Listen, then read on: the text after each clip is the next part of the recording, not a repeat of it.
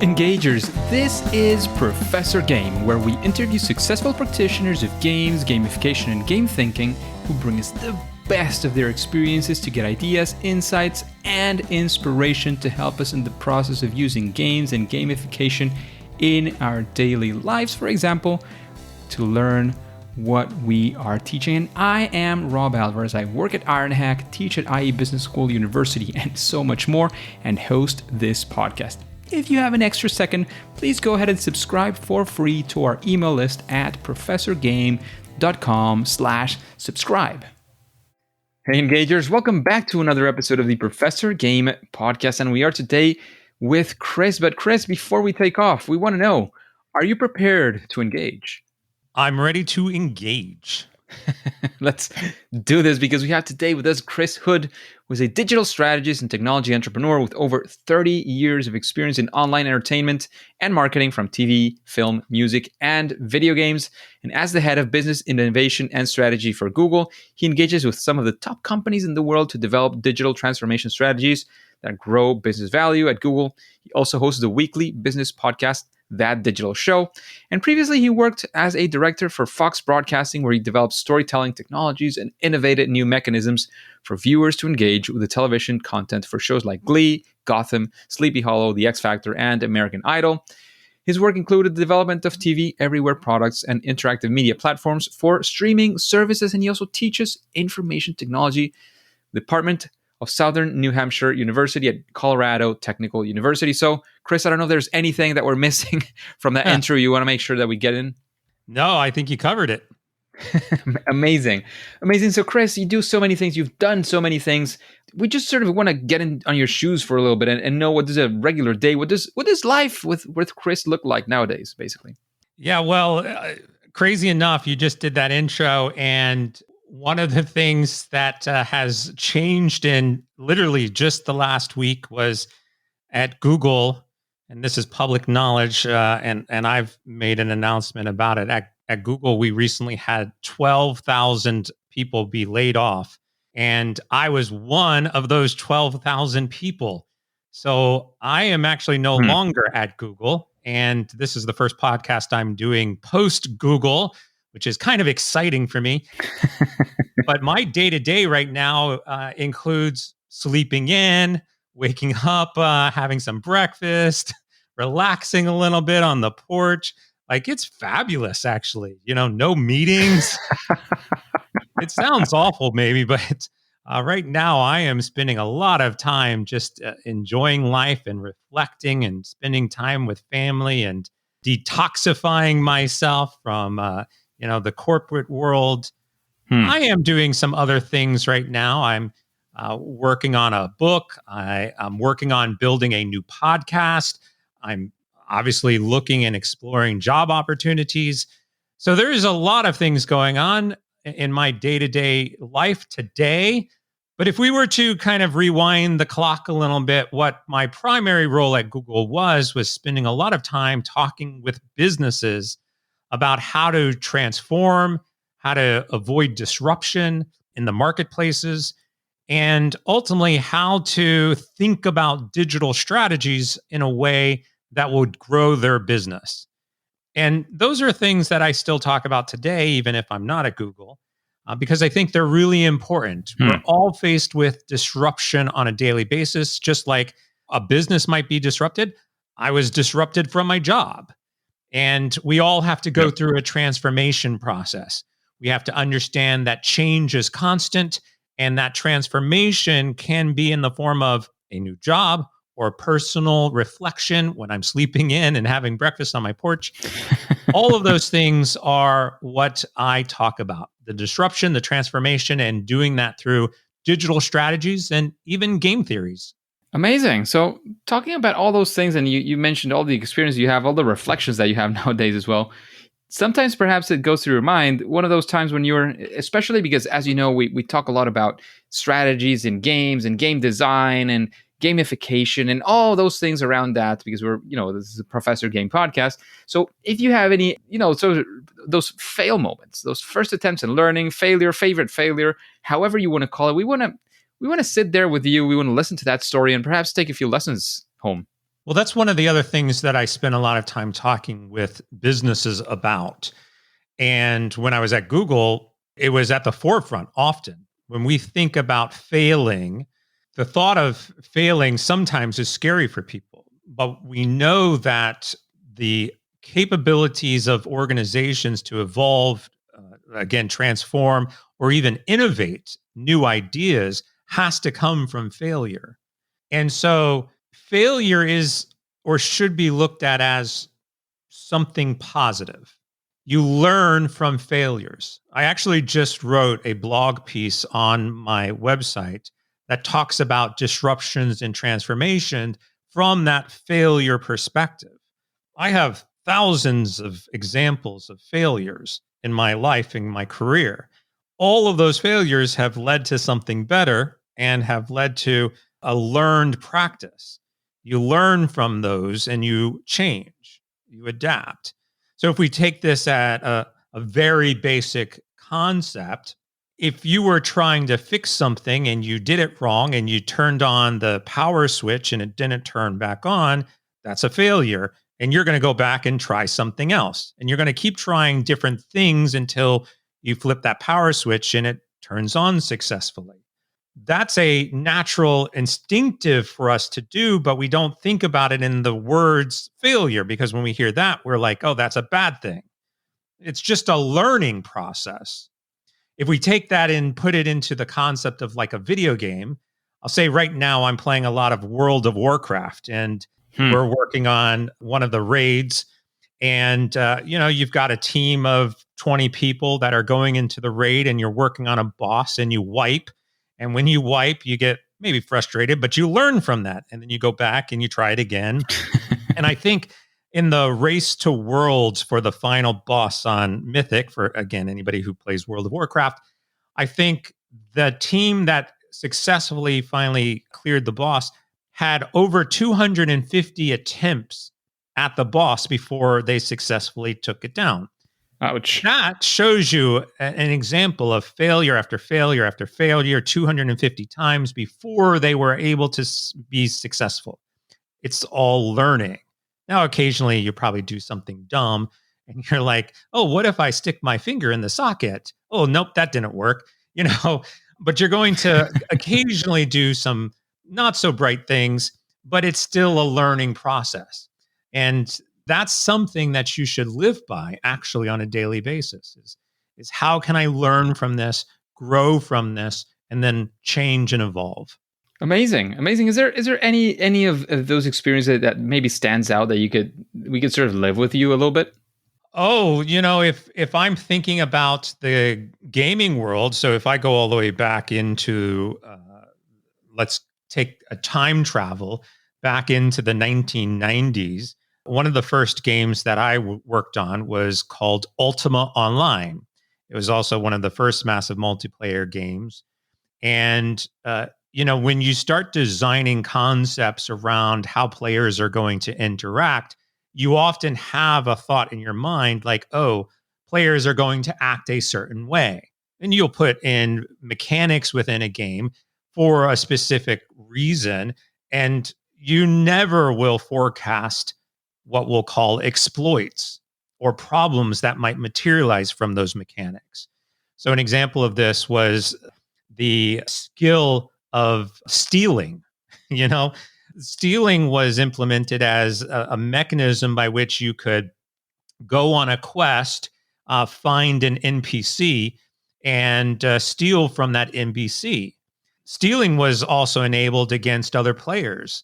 And what you ended up having was these griefers who would be living at the banks, constantly stealing from other players and harassing them because it was not intended to be used in that way. But one thing that we find from video games is that players will always find a way to do something with the tools that they've been provided. Of course, the game was also filled with various types of bugs and exploits that people began to abuse to get to other loot and content in the game that wasn't intended.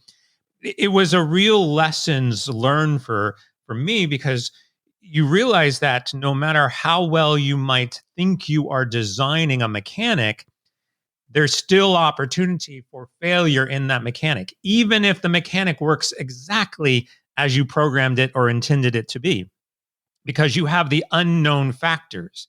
You have the unknown factors of other millions of people using that and trying to use it in different ways. And anybody who plays video games knows full well not only exploits, but Easter eggs and hidden gems and backdoors and any number of things. And like, oh, hey, here's a cliff. What if I jump over that cliff? What will happen? We all do that because we're all curious people and we're all going to explore. And those are the times that you are not accounting for in your design practice. And we can build parallels to this within the business world, because same thing, businesses build technologies for specific purposes, and then people will come in, customers or users will come in, use that technology and potentially use it or exploit it or find ways to use it that was unintended. And the lessons learned here is, how do you get more eyeballs and experiences and people involved in that so that you could potentially account for those different use cases so that you can maximize the customer or user experience before it potentially gets exploited or before you potentially have a problem.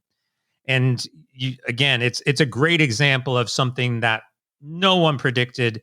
It was a massive failure per se, but huge lessons learned. And if you actually look at video game design and progression on mechanics over the course of the last 20 years, a lot of it was actually rooted in the lessons learned with Ultima Online and some of those unintended features, we'll call them, that were originally programmed correctly. Amazing. Thank you for that experience. And it sort of brings back many memories as well. I'm sure some of the listeners are thinking about Ultima Online precisely, and all the experience that many people had in that space. And Chris, let's actually turn it around. And in that same space of, video games and game design and all these things, do you have any, one of those, any proud moments that you want to share actually with us? One of those things that actually went well and you want to say, well, this went well. Maybe these are some of the success factors, some of the things we did. Again, we want to be there with you and learn some of those lessons. Yeah, I've had a lot of wonderful experiences in and out of the gaming space. As you mentioned at the start, I've been in media and entertainment for well over 30 years. That has been across movies and television and music industry and video games. I've started up game companies. I've had parts in really exciting movies and television series. There's just been a lot of things that I'm very proud of and really have been privileged to be a part of. And, I can't think of any one thing off the top of my head, but, I've been able to just follow my passions. I love the gaming space. I love entertainment. I love watching movies. And so, I think really if I was to pinpoint this, it's that I've been able to continuously do things that I love doing. That alone, I think, is a success. And for those out there that are thinking about like, oh, I want to get into the video game space, or I want to get into this or that, I want a job doing whatever, do something you are passionate about. I know it sounds cliche and you've probably heard it before, but the more aligned you can be with the things that you love doing, the happier you are going to be and the more success you're going to find. Because the last thing anybody wants to do is go to a job every day and you're miserable and you're like, I don't like what I'm doing. I don't like my company. I don't like my boss. I don't like my coworkers. I don't like what I'm eating for lunch, whatever. You've got to be able to just wake up and be excited and happy to do something for yourself. And if you can do that, that is success. And for me, the fact that I've been in media and entertainment for 35 years, it's something that I love. It's something that I do. Just like I said, I play World of Warcraft. I play League of Legends. There's other games that I'm playing. There's movies and TV series that I love to watch. I cuddle up on the couch, and to have a soda and watch something. Like, if I can do that in my personal time because I like doing it, as well as do it for work as my career, those are successful moments. And I would say that is the biggest success of my career. It sounds amazing. And are there any tips that you could give to people trying to reach that sort of ultimate goal in life that you've been talking about? What do you love doing? So you actually ask it's a basic question, but there's actually a very interesting element to this. And let me explain. I have a story of somebody who not recently, this was probably 2 years ago, somebody I was consulting with, and they called me up and we were talking, and I was explaining my background in the video game space, as well as some of the other things that I do. And it was a woman. She was an executive at a very large company. And she says to me, my son wants to get into the video game space, but he has no experience. And he's also thinking about dropping out of school. And I just don't think that this is a great idea. There's no benefit of going into the video game space. It's not a big industry. And, she had a lot of opinions about not only the space, but what her son should be doing. I think he should stay in school. He's in school for fashion design. He really likes fashion design. So I don't know why he wants to get in video games. And I said, look, there's an opportunity here. Actually, first off, I'm not going to tell him to go back to school. If he doesn't want to go back to school, that's on him. You've got to want to go to school. You've got to want to put in the work. You want to do the homework and get the degree. If you don't want to do it, then if you get forced to do it, you're most likely not going to do it anyway. So you can't force somebody to do something they don't want to do, right? Second off, he's in fashion design, and you don't see the connection between fashion design and video games, but there is. All of the games today require some type of fashion.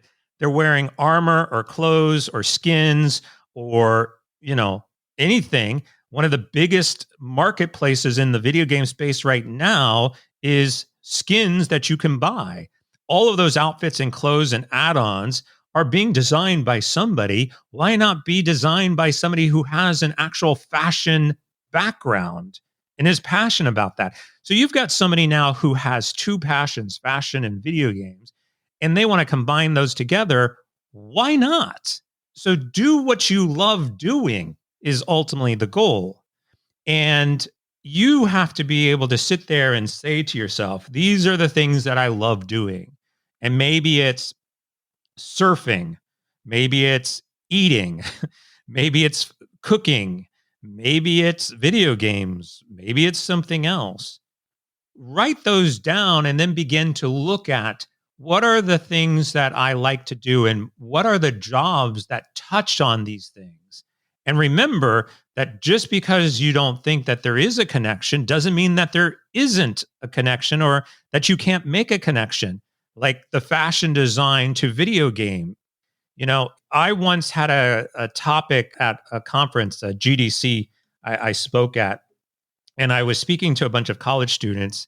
And I went around the room actually, and I said, okay, what is your degree program? And somebody said, well, I'm in astronomy. And I'm like, great. Video games in space, video games that deal with star systems, like that knowledge is transferable into the gaming space. And you go around and you talk, oh, I'm going to be a doctor. Video games are in medical and healthcare all over the place. Gamification and the same Unreal engines that we're using for video games are being used to map the human body. So there are parallels that you have to better understand, and the opportunities come as soon as you start to say, look, this is what I love to do. This is my passion. This is what I want to focus on. You take that and then you say, okay, how do I map this to that industry or another job? And once you can start to do that, you can start to find that happiness. If you're going to continue to just wake up every day and, I'm going to be an analyst because it's an opportunity to get into, whatever, you're just trying to convince yourself you've got to be able to literally say, I love doing this. And if you can't say that, then you have to start thinking about what it is that you love doing so that you can find those opportunities to be happy. Sounds amazing. So thanks for all of that, Chris, because it's sometimes hard, getting into the video game space, into gamification. People who like games and think, oh, I've played video games all my life and now I want to, get into video games. And it's not always, they might be connected, might not be connected. Maybe you have the skills, maybe you really like what it takes, maybe you don't. So it's about, encountering all those things, all those spaces as you were mentioning, and understanding yourself and seeing how you can connect your skills, the things that you do, to something that you actually love. So thank you for all those recommendations. Just a quick break before we continue. Are you enjoying this podcast? If you're listening through a podcasting app, please subscribe and rate us on the app. This will be of great help to reach more engagers so we can change the world together through gamification. And Chris, when creating an exciting game, a good game, is there something that you would say is sort of a best practice? Something that you would say, well, do this or this kind of things, or use this strategy, and your game is at least going to be a little bit better? For me, I think it's always about, how do I break your typical strategies? I'm trying to think of something different that is going to inspire and awe the player. It can't be, you've got the basic mechanics that you're always going to have, but you've got to be able to think something differently. And that's the hard part, because if we were to break down video games, there's really only a couple of premises, right? Good versus evil, or evil versus good, or good versus good, or evil versus evil. It's still one versus the other. If we think about games like chess or checkers, board games as an example, it's still one versus one, and it's still red versus black, or white versus black, good versus evil, evil versus good, etc. If we are to further break that down, and you say, well, I want to add a third person to it. Is there 3-person checkers, right? Is there 3-person chess? And then we start adding more dimensions to it and more players to it. And ultimately, at the end of the day, you still have a basic concept of good versus evil. That's really the basic concept of every game. But then how do we, again, make this different, right? How do we change that perspective and create something compelling and interesting that we haven't really seen before? That's very hard, because even if you look at all of the games across the map, the similarities are all there. The teamwork, capture the flag as an example. Capture the flag is one team going to try to capture the other flag. So League of Legends is nothing more than capture the flag, right? You can break all of those games down and find what's the root of the concept. It's very hard then to try to develop some type of new game theory or strategy. The biggest challenge is to try to make something that's going to entice somebody just enough that they're like, oh, I can beat this, but it's going to take a little bit of time. Now, this is where mobile games have come in. This is where monetization strategies have come in, because, oh, I know I can get there. You stimulate them for the first 10 minutes of playing the game, and they're like, the next level. Oh, I just missed it. Oh, I just missed it. Hey, pay $9.99 and you can unlock this and you can get it, right?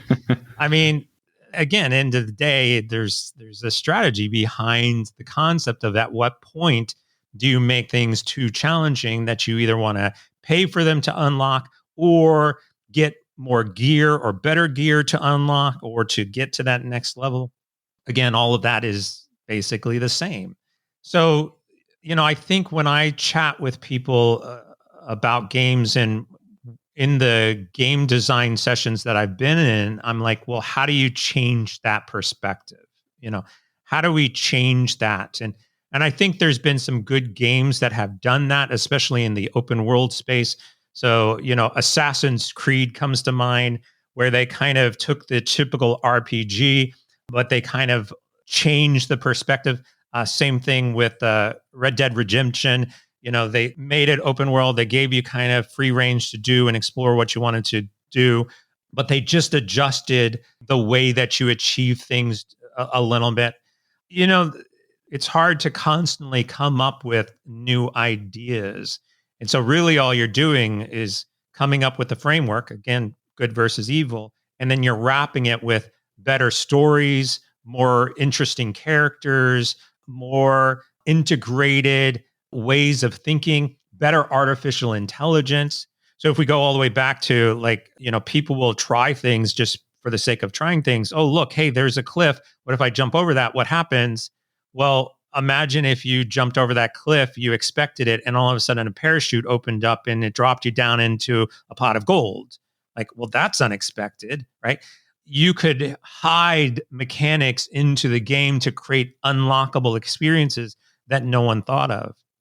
Another great example of a mechanic that I had been talking, with some companies about was, we all understand leveling. You start at level 1, you go to level 2, 3, you get to level 99 or whatever level you want.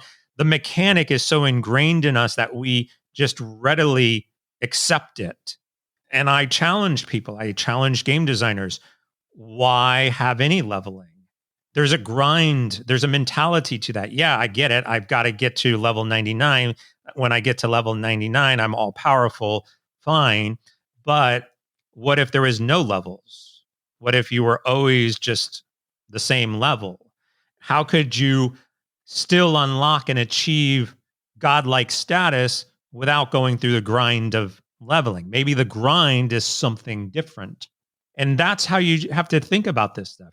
You've got to just ask the questions and shift the mentality, and not just accept, like, well, there's always been leveling, so we're always going to keep leveling. How do we innovate on that leveling system and try something different? And I think if you continuously ask the questions, but what if we did it differently, then you can get into some really exciting design premises. Amazing. So it's sort of taking a look at things in a different way. Could we, if we needed to super quickly summarize it, would that make sense? Exactly. Yeah. We have a character, they have to level. Let's not do 1 through 100 levels. What else could we do? Go. And if you and I were, and a couple other people were sitting in front of a whiteboard brainstorming, we could probably come up with 5 different other ways to do a leveling system without actually leveling. And that's the process. Amazing. Thank you so much. So you've given a fantastic recommendation on a sort of best practice when thinking of games. And we would like to know if there's anybody that you would like to hear giving recommendations like you have, sort of talking about their experience, sort of a future guest for Professor Game. Well, I mentioned I had started a video game company called Blind Squirrel Games.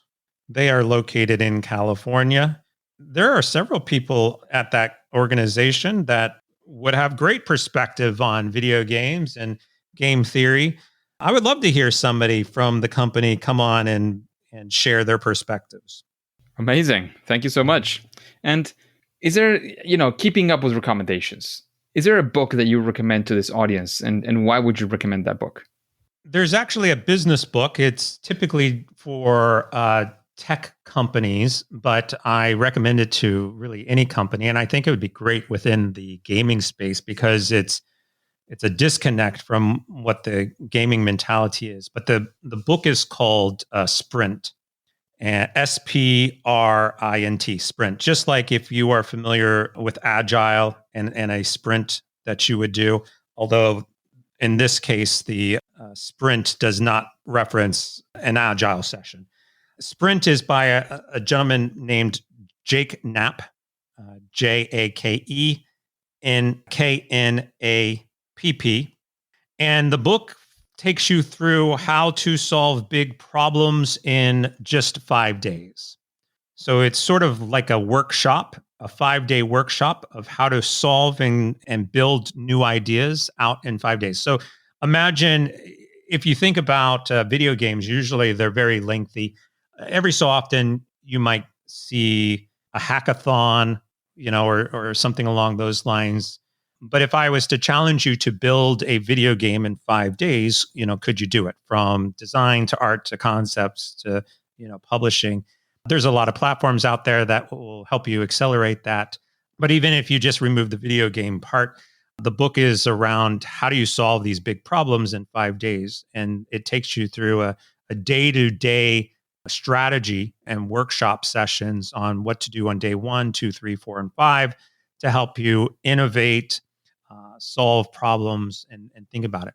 So even if, as opposed to, say, building an entire video game, maybe it's just a mechanic. Maybe you say, hey, we're building a game and we're focused on, we'll use leveling again, the leveling mechanic. We've got this problem. You could leverage this book, sprint through a 5-day session to help solve how to build the new leveling mechanic that you want to build. Again, it's not designed, the book wasn't written for the video game space, but I think that it applies to all businesses. It's a great concept and definitely worth reading. Amazing. That's the one that sort of the inventor of the design sprint. Is that right? No, this is a gentleman who worked at Google. He left Mm-hmm. Google and started doing some consulting work. It's based on a concept that was invented at Google around a little about design thinking processes, but a concept of, again, customer success and accelerating business outcomes through workshops. He just called it sprints because you're sprinting to that finish line. Yeah. Gotcha. Fantastic. Amazing. And in this world of creating games and creating engagement in general, what would you say is your superpower, that thing that you do at least better than most other people? Think about things differently, just as we were talking about. If we are thinking about leveling, is let's not go with the status quo. Let's think about this differently. And so I love just changing perspectives or having new mindsets or helping individuals see things through a different perspective. It's pretty much the number one thing that I did at Google and probably will continue to do is let's just think about this differently. Let's shift our mindset, maybe have a conversation. It may be right, it may be wrong, doesn't matter. All we're doing is talking, just like we are right now. We're talking about video games, and hopefully I'm sharing some ideas and some theories that might shift your mindset, whether that's hiring or finding a new job or designing mechanics, right? That's something that I love doing is I don't believe that we have to keep doing things the same way because we've always done them that way. Innovation is about thinking about it differently. And I bring that perspective to every conversation. Amazing. It sounds like a very useful one to have, especially in all the things that you've been doing of late and throughout all these years. And there's a difficult question, so to speak. This is a tough one. This is a test kind of question, and it has to do with games once again. And we would like to know, what is your favorite game? What would you call your favorite game? Ooh, my favorite game of all time is Ultima 3. And the only reason Ultima 3 was my favorite game was because that was the first game I played in the series. Ultima 4 was pretty good, but we're talking back in the early 80s into the early 90s. Yeah, I loved it. RPG Ultima series was only available on the Apple II PC systems. So if you didn't have an Apple device, you couldn't play it. And then designed by a gentleman named Richard Garriott, who later went on to build Ultima Online, which again was probably the foundation for all massive multiplayer online games today. But the original game RPG series, Ultima, I absolutely loved. The story, I would say that game probably influenced me in a lot of ways, from going on adventures and trying to figure out ways to unlock, content in dungeons, to the storyline and the characters. I loved it. I think if we move to current day, modern day gaming, the Kingdom Hearts series, I really loved.